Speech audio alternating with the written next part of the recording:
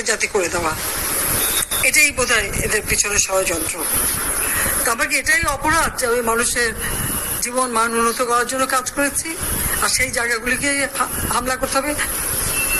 সেটাই হচ্ছে সব থেকে দুঃখজনক, যে দিন রাত অক্লান্ত পরিশ্রম করে বাংলাদেশটাকে যখন একটা জায়গায় নিয়ে আসলাম, আজকে সেখানে দেখি এই একদিকে জ্বালা পোড়া সবকিছু। ঠিক যে প্রতিষ্ঠানগুলি মানুষের সেবা দেয়, আজকে মেট্রো রেলে চড়ে মানুষ কত অল্প সময়ের মধ্যে সময় বাঁচিয়ে কর্মস্থলে পৌঁছতে পারতো, আবার ফিরতে পারতো। সেখানে ছাত্ররা, চাকরিজীবী, সাধারণ মানুষ সবাই তো যেতে পারতো। সেই স্টেশনগুলি পুড়িয়ে এখন ট্রাফিক জ্যাম, মানুষের কষ্ট। আমি তো কষ্ট লাঘব করেছি, যে যারা এইভাবে আগুন দিয়ে পুড়িয়ে মানুষের সে কষ্টে আবার ফেলে দিল, তাদের বিচার দেশের মানুষকে করতে হবে। আমি খালি সকলের সহযোগিতা চাই, আর এইভাবে মায়ের কোল খালি হোক এটা আমি চাই না। কারণ আমি তো বাবা মা সব হারিয়েছি, আমি তো জানি হারাবার ব্যথা কত কষ্ট। কিন্তু সেই কষ্ট বুকে নিয়ে তো ফিরে আসতে এদেশের মানুষের জন্য। এখানে আমার তো কোনো চাওয়া পাওয়া নেই, আমি তো আমার ছেলে মেয়ের জন্য কিছু করিনি, শুধু তাদের লেখাপড়া। নিজেই চাকরি করছে, নিজেই পড়েছে, আমি কতটুকু করতে পেরেছি, কিন্তু আমি দেশের মানুষের জন্য করেছি।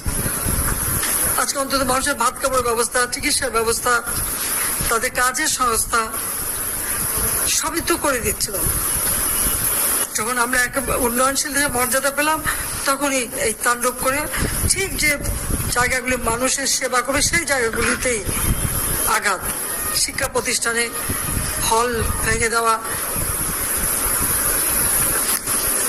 সবচেয়ে দুর্ভাগ্য যে ভিসির বাড়িতে আগুন দেওয়া।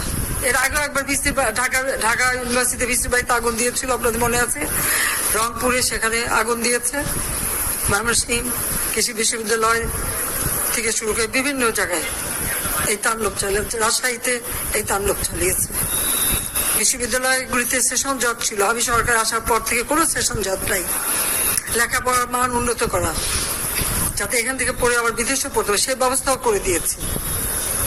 কিন্তু তারপরেও কোটা সংস্কার আন্দোলন, কোটা তো আমি বাতিল করে দিয়েছি। আমি আহ্বান করেছিলাম যে একটু ধৈর্য ধরো, হাইকোর্টে শুনানি হবে, হাইকোর্ট যে রায় দেয় না। তারপরেও এই আন্দোলন হবে। আজকে এই যে এতগুলি মানুষের জীবনের ক্ষতি হলো, এতগুলি পরিবার ক্ষতি হলো, এর দায় দায়িত্ব কাদের?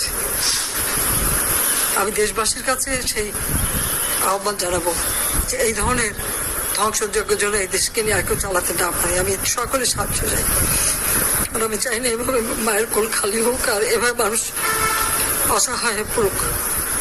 আমাকে